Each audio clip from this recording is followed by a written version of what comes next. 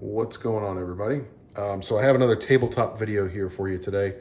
This time we're going to be talking about the Winchester 1907 self-loading rifle, chambered in 351 WSL, or Winchester self-loader. I've got some ammunition here to talk about. I've got the rifle on the table, and then I also have its later grandson, the M1 carbine. So I'm not going to go super deep dive on history here. I'm going to talk about this sort of from a practicality / cool factor, and why I think you should actually buy one of these. So just a really brief history. This gun came about in 1907, right around World War I, and particularly in this time in America where weapons development was just happening at a rapid pace. This rifle, unfortunately, did not see a very long service life at all because it kind of became a stepping stone in development for other rifles, i.e. the M1 carbine. Okay. So it's a good rifle. It was a semi-successful rifle, but very quickly, there were some changes made. They changed caliber and they made some design changes for durability and reliability. And then kind of very quickly, they phased it out and just moved on to other things. But it's an important rifle, in my opinion, because it showed that you can actually commercially produce a semi-automatic magazine-fed rifle, and they work, right? Now, there were other designs around then, but this one, I think, is just a really important rifle in history. So, and again, there's a lot of great videos out there about the history of the WSL. I would encourage you to go watch those, particularly the Sea and Arsenal folks. I think they're just wonderful, and they have a great video on this rifle. It's a couple hours long. Wonderful history with some cool stories. So from a practical application, I want to talk about that, but and show you kind of how the gun works and just how cool it is. First, I got to tell the quick story of how I accidentally bought this rifle. So, I first learned about the Winchester 1907 from Battlefield 1. Like a lot of people my age, I'm in my late 30s. And I think we all kind of learned about this rifle from that game. And so when I finally figured out what it was, I went on Gunbroker, and there's a few of them available. There's usually somewhere between 5 and 10 for sale. And I saw this one, and the price was really low. It was like 600 bucks. And the stock, or the Forend, had a crack in it, which you can see here, which I have since repaired. And I'll talk about that in a minute. Essentially the gun was manufactured in 1909, so it's very old. The rifling's still in great shape, but it's a lot of the bluing's gone away, and all that good stuff. So I threw a bid number that was offensively low. And I just thought, there's no way somebody's going to go for this. I'm going to get outbid immediately, or they're just going to reject it. I don't know. So I hit the button and I walked away, and a couple weeks went by, and all of a sudden I get an email and it says, congratulations. I forgot I put the bid on the rifle, and here we are. I own a Winchester 1907. It is the happiest gun accident I have ever had. I've fallen in love with this rifle. I think it's the coolest gun I own, bar none. So that's how I came about it. Essentially, when I got it, though, I went on a deep dive, again, watching the Sea and Arsenal video and learning about the history, and then watched some technical videos of guys getting inside the gun. And I just fell in love with it. It's so simple and robust, and rugged and sleek. It's a beautiful rifle. You can see there's really nothing to it, right? You got a barrel, you got a receiver, you got a magazine. Your only controls are a safety and your op rod or your plunger here, okay? It's just so simple. It's very handy to just grab and walk, and it has that lever action DNA, right? If you've ever owned a quality, particularly Winchester or Henry lever action, there's something about the guns that just feel right.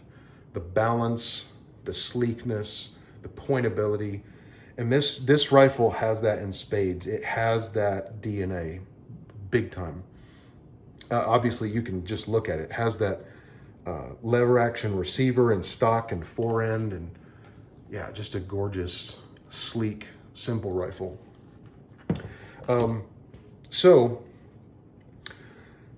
you know, when I first got it, like I said, the stock was cracked, and which is the #1 downfall of these rifles.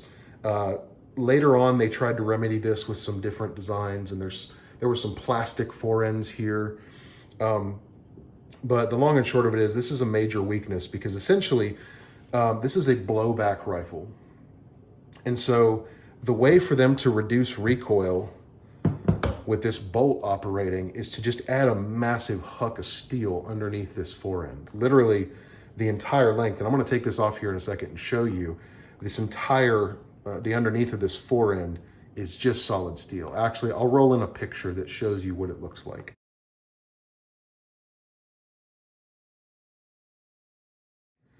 And so when you fire, this entire huck of steel, which is attached to the bolt, is reciprocating. And then you just have this very thin piece of wood that kind of is absorbing the brunt.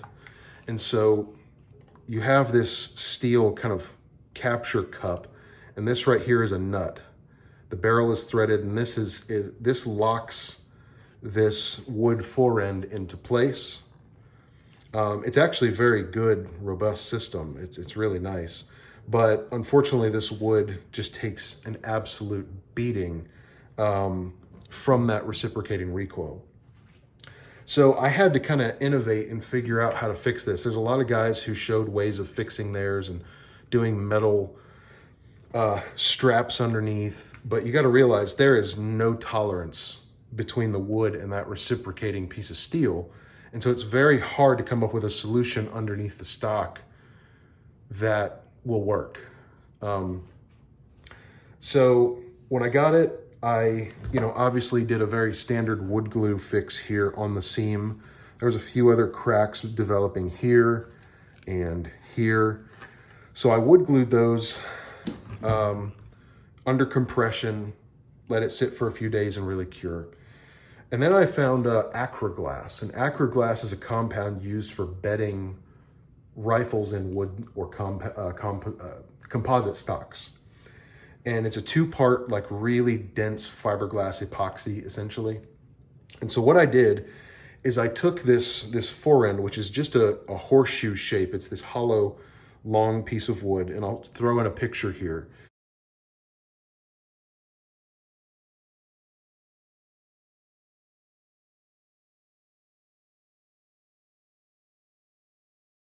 But essentially, I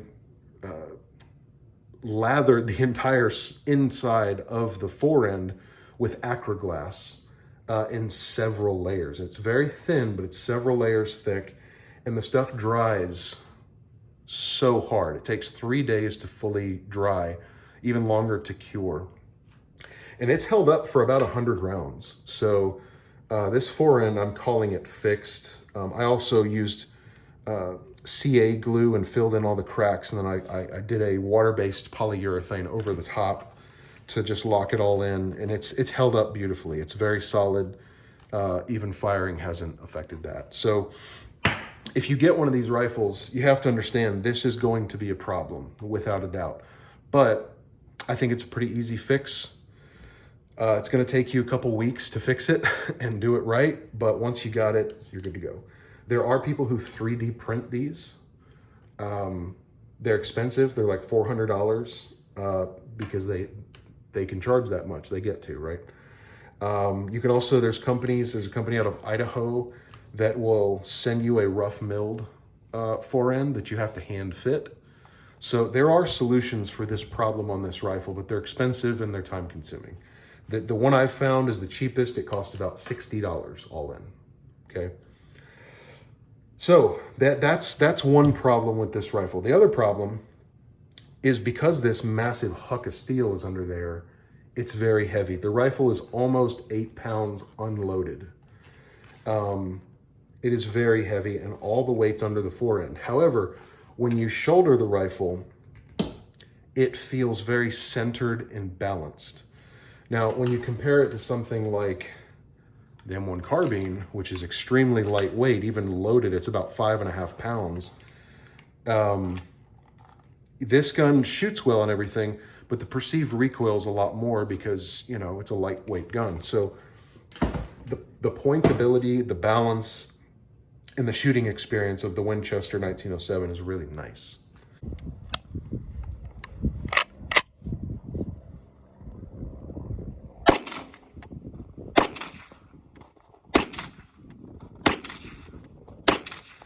So that's the bad things, the forend and the weight. Other than that, let's zoom way out.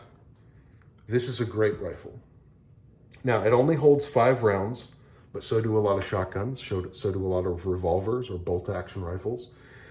So we're not talking about using this for some like super tactical cool guy scenario. I'm saying this is a great hunting rifle. This is a great target rifle. It's a good woods walking rifle. Could you use it for home defense? Sure. I mean, it works. It's a gun, right? It's utterly reliable.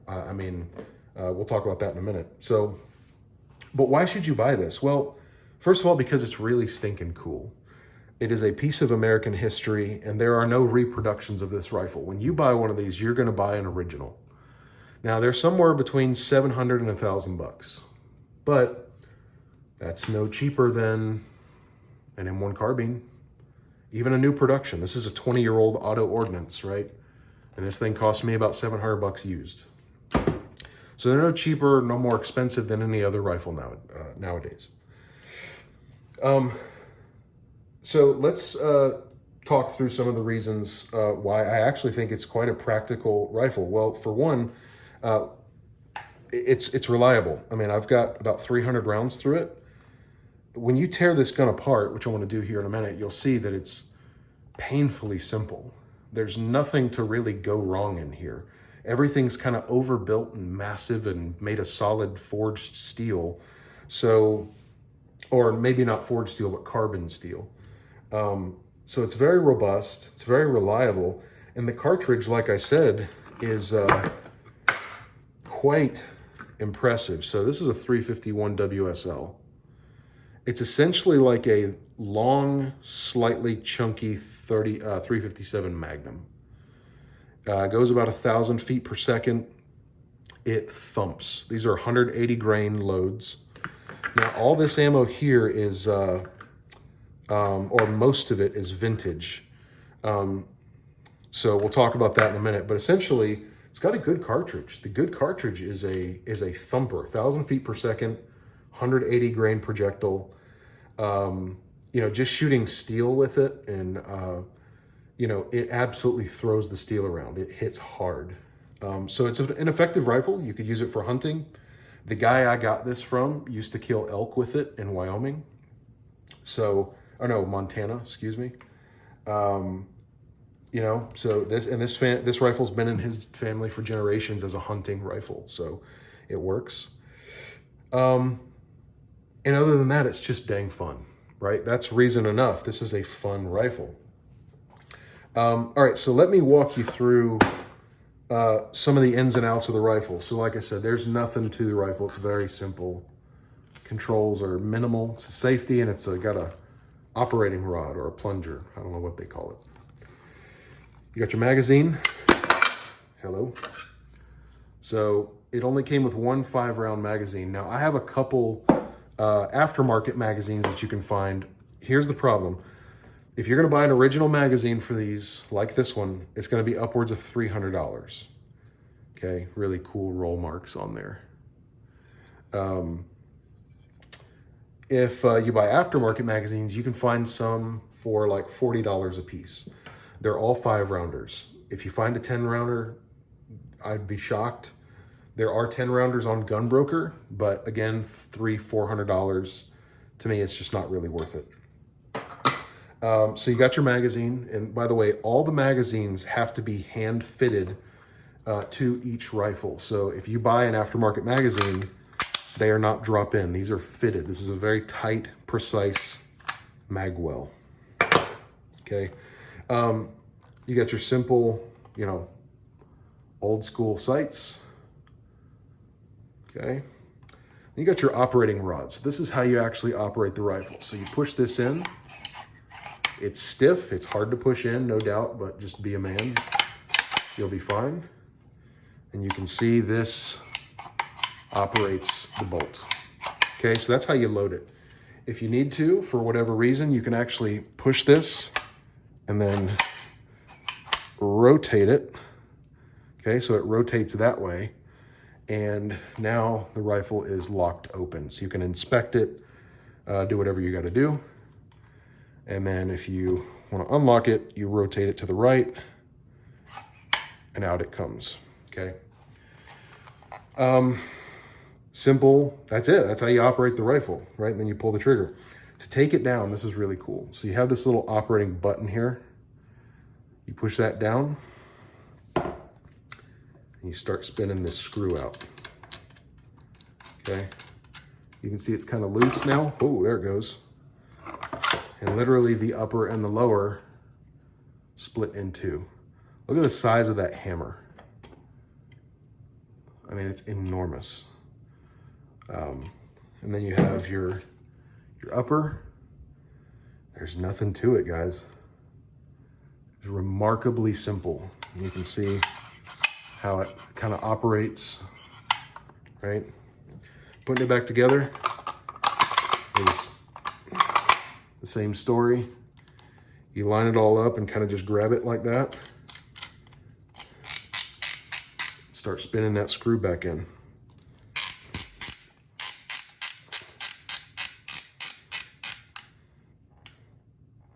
Okay, there you go.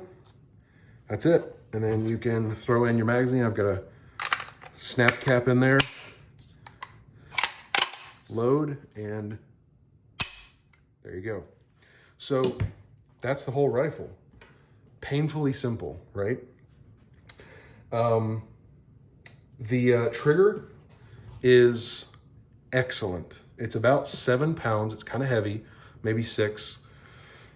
You have maybe 2 millimeters of take up, and then you have a perfectly crisp, precise, it's without a doubt the best rifle trigger I have ever touched. And man, I've shot some Geisley AR triggers and stuff. This one is so crisp and beautiful. It's a great trigger, a little heavy. So that's the rifle. Super simple, super cool. The steel just feels serious. Everything about the rifle feels well done. There's nothing cheap or halfway about it. If you wanted to take the rifle down, you could. You essentially rotate this nut left. This little cup here slides forward. The wood stock will slide off, and then you'll have your giant recoil steel buffer there exposed. Not really something I want to do too much, but there it is. So it's a really cool rifle. It's really simple. So I told you this rifle was a bit of a stepping stone for later development. This rifle drew from the Winchester 1907 quite a bit. So I'll also roll in a video here of the M1 carbine. It also has a piece of steel that acts as a buffer for recoil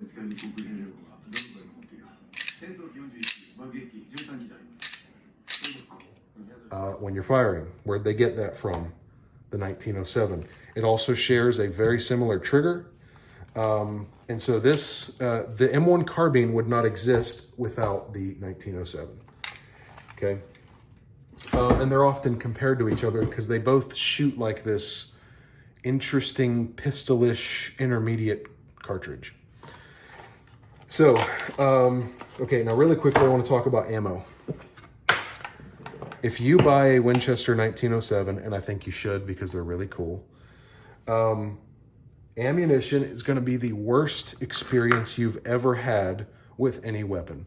The ammunition's impossible to find. Nobody makes it. Nobody's made it for like 50 years, 60 years, okay?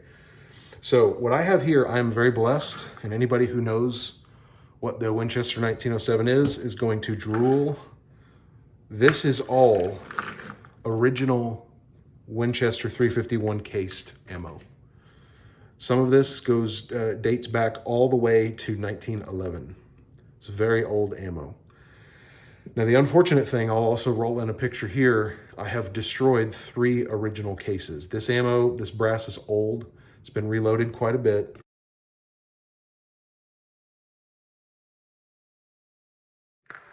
It's part of the deal. If you want to buy this ammo, you can find it. But completed ammunition is going to cost you somewhere around $5 a bullet. It is not cheap, okay? That's the route I do not recommend. This rifle, this ammunition came with the rifle. I got really lucky. And I can reuse this. In fact, this whole section here of this ammo case, I have reloaded original cases. There are companies that make the heads, the actual bullets. You can use unique gunpowder. It works really well in this rifle. Primers are 5.56 primers. Those are readily available. Your problem is going to be the brass and the bullets, okay? So if you find original brass and you load it up, happy days. But there is a great solution. Also, let me just step back and say, finding reloading dies for this ammunition sucks. Now, if you go on Midway USA and you look up 351 WSL reloading dies and say, notify me when it's, ask for a back order notification. They will order that product for you that moment. I've realized this. I asked for a back order notification. 3 days later, it was in stock and I bought a set of dies. So just a little inside baseball there. So you have another option. If you can't find original brass and original ammo, you have another option, which is cut down 5.56 or 223 cases. So essentially, this is a 5.56 case or 223 case where it's been cut down about right here. The difference between a WSL case and a 223 case is minimal. The rim is more pronounced on the WSL, so you may have some extractor problems on the 223.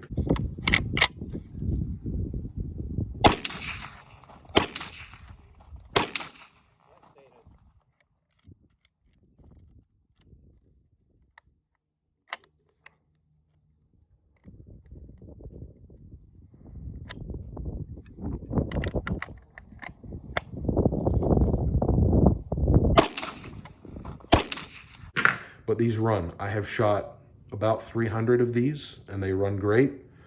Every once in a while, like I said, you got an extraction problem because the case, or the rim.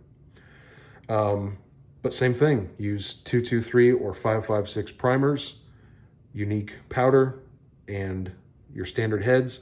Now with this one, you're gonna have to buy 38 special dies. Those will work to reload these, 357 or 38 special reloading dies. You can do that with this. So you have some ammunition options, you have some workarounds. That's kind of the biggest drawback to this gun. Now, once you buy the heads, and you've I personally mostly shoot the 223 stuff because I can cut these down myself. I can make these myself. Very affordably. You just use a Dremel with a little cutoff wheel, and there's diagrams out there for how to do it. I personally use this. I try to preserve the original brass because this stuff, I just hate to destroy it. So I do shoot it. One day it's all going to go away, but as long as I can, I try to hang on to that. So as far as comparing it to a 30 carbine, you can see they're kind of similar. They're both like this long pistol cartridge kind of deal. And obviously 30 carbine you can find pretty much everywhere for pretty affordably. So there you go. That's the Winchester WSL. I love this rifle. I think it's a really cool piece of history. It's functional. If you just want to enjoy it, shoot it. If you want to hunt with it, you can. It's a good rifle. Really is. And there's just nothing quite like them. They're very unique, very sleek, very beautiful. And I would recommend you buy one while they're still available. It always feels like a little bit of a risk buying vintage rifles. I've got a vintage, a 1941 Mosin Nagant. I've got a pretty old Makarov. I've got a few vintage rifles. And it always feels like a risk, like you're going to buy a gun that's shot out and you're going to blow it up and it's going to be gone forever. Listen, that's the case with all guns. They are all going to get shot out one day. You enjoy them while you have them, is my philosophy. So that's the Winchester WSL. I recommend you buy one. They're really fun and really cool piece of American history. And there's just nothing quite like them. So hope you guys enjoyed that. We'll see you on the next one.